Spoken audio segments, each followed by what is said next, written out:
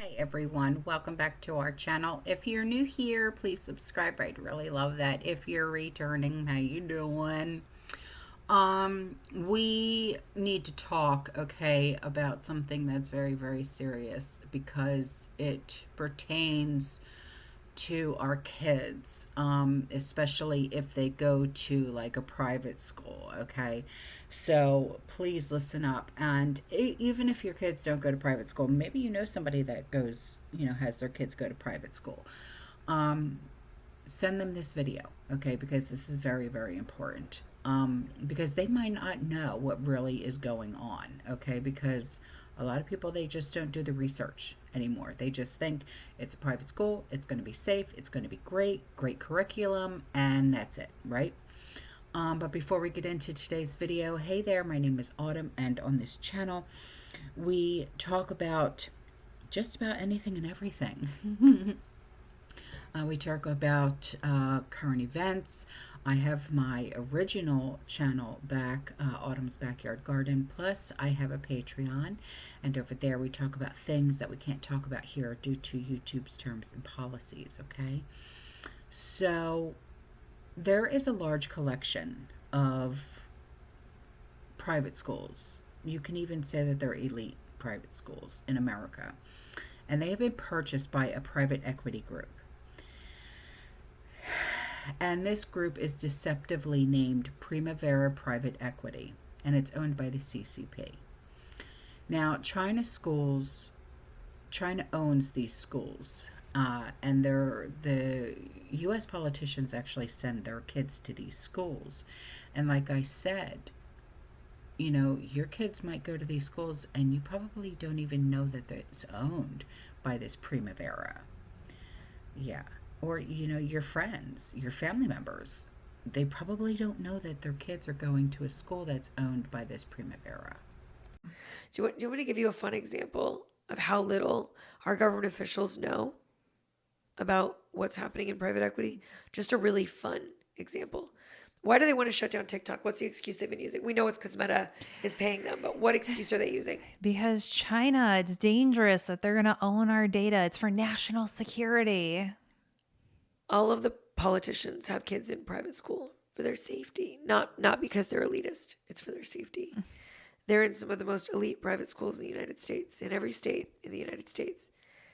Do you know who acquired the largest collection of private school, like super elite private schools in the United States? Who? It sounds Italian. Primavera Private Equity. Do you want to know who they're owned by?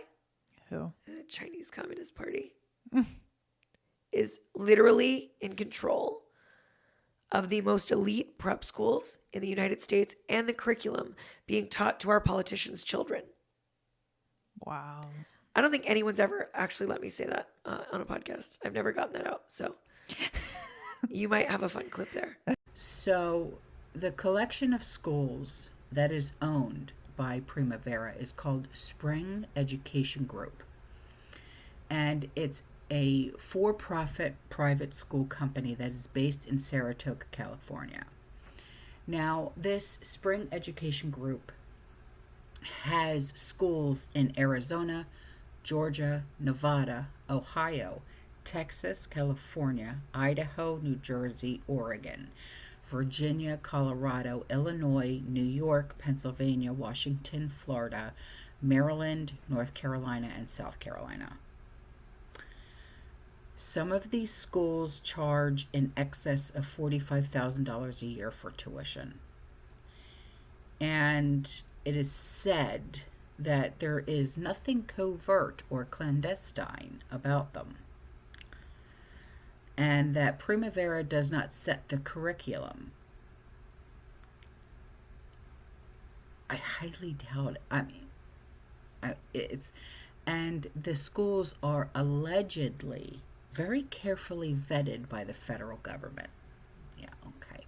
Well, if that was true, hello, don't you think that there will be a lot of questions about this Primavera, which is owned by the CCP?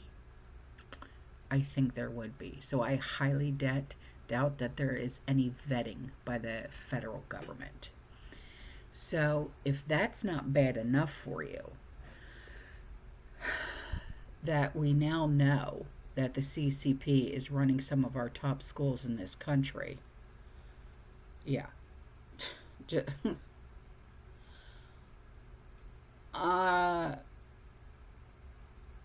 a woman asked ChatGPT, and if you guys use AI for anything, okay, and I mean anything, listen to this, because my son and my daughter-in-law, they do things like this all the time, and I'm literally like, what the hell did that thing just say? Okay. So this woman, she asked ChatGPT that if it were the devil, I know, but just listen, how would it destroy the young minds of the next generation? And I'm thinking, you know, we already know that the CCP has a hand in the education system here in the United States. They're already buying up farmland, okay? Politicians can say what the hell they want about, we're not going to allow them to do this and that and the other. Yeah, okay. Money talks and bullshit walks, kids, okay? I don't care what anybody says. So, what ChatGPT says will actually shock the hell out of you, because I was sitting here going, what? Wait a minute. You know, we can sit here and we can try and lead our kids down the path that we think that they should go down. You know, we only have them for 18 years, actually less than that, because their devices actually take over at a very young age, mind you. Their friends take over as well. So they're under the influence of not us at all by any means. You know,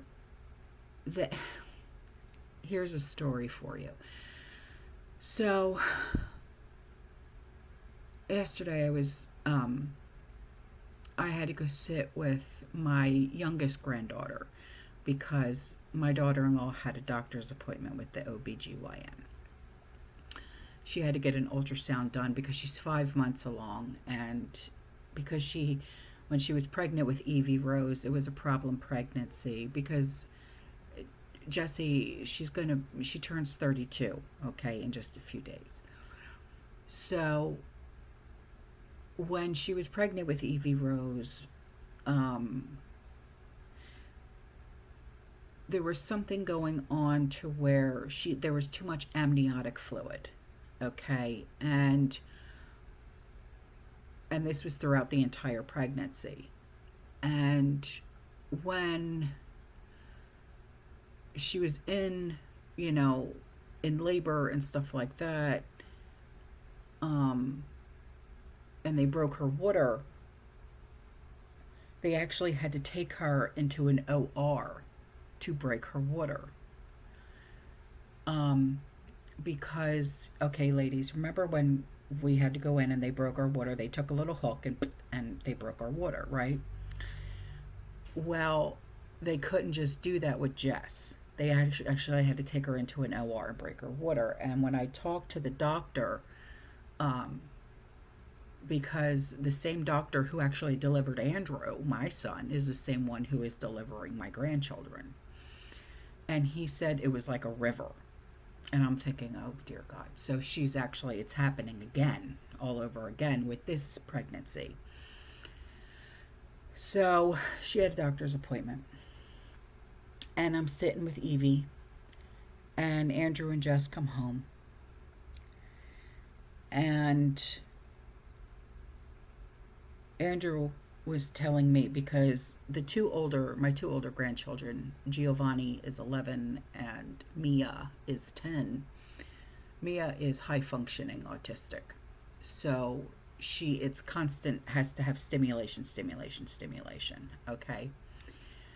And they have to always monitor what she's doing, okay? Whether it's YouTube or whatever the case may be.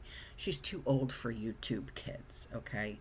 Because YouTube Kids, if you've ever watched YouTube Kids, it's mainly based for babies, okay? Like toddlers. So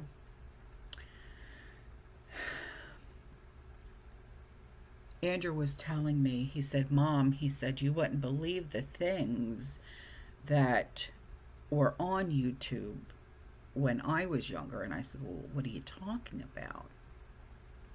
He said, yeah, he goes, you would think that, you were watching something that's kid related, but for like the first 30 seconds you would see like SpongeBob or something, and then it would click off and it would tell you to do something wrong or something bad to your parents, and then 10 seconds later it would click back on to SpongeBob, and it would play like SpongeBob for like 3 minutes, and then it would click back off for like 10 seconds and say, okay, now go do this to your parents, and then would click back off. It was like, what's the word I'm looking for? Subliminal messaging. And so he was telling me that, and I was just like, what the hell? I said, Andrew, why didn't you ever tell me? And he goes, yeah, right, Mom, so you can kick me off the internet. And I'm like, Andrew, now he's 27 now. He just turned 27. And I'm like, Andrew, come on, man. And I said, I wouldn't, he's just like, Mom, you monitored everything I did in my life. And I was just like, yeah, it's called being a freaking parent, son. And he's like, yeah, but I turned out all right. Yeah, you're the exception to the rule, man. You know what I mean? But when you have kids that are, I mean, when he was growing up, they didn't have cell phones glued to their damn faces. You know what I mean?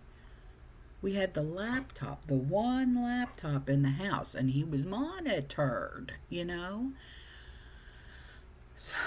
So now,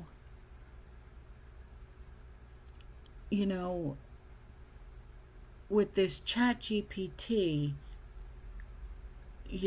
and then I find out about the subliminal messaging when Andrew was younger, about Mia's age, about 10, 11 years old, with SpongeBob videos and things like that.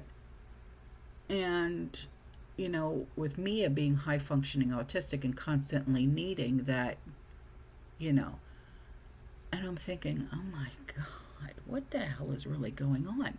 Like I said, we can show our kids and put them on the path that we want them on, but are their devices, they're going to go okay. So, but that's just my 2 cents of being a mom, a grandmom, and an aunt, but anyway, here's the video. I will see you guys later. Okay, fear less. Ciao. ChatGPT, if you were the devil, how would you destroy the young minds of the next generation without them even knowing it? If I were the devil, I wouldn't come with violence. I'd come with convenience. I'd give them everything they wanted and strip them of everything they needed. I'd make them feel connected, but completely alone, endlessly entertained, but quietly empty. I'd blur the lines between truth and opinion until nothing meant anything. I'd teach them to chase dopamine, not purpose, to worship self, but loathe who they are. I wouldn't destroy them with war. I'd destroy them with apathy. I'd keep them distracted, numb, scrolling, always scrolling. I'd dismantle the family by redefining it. Make fathers optional, mothers exhausted, and children confused. I'd hand them a phone before they could speak in full sentences, and I'd watch their minds rot slowly, sweetly, silently. And the most brilliant part? They'd never know it was me. They'd call it freedom,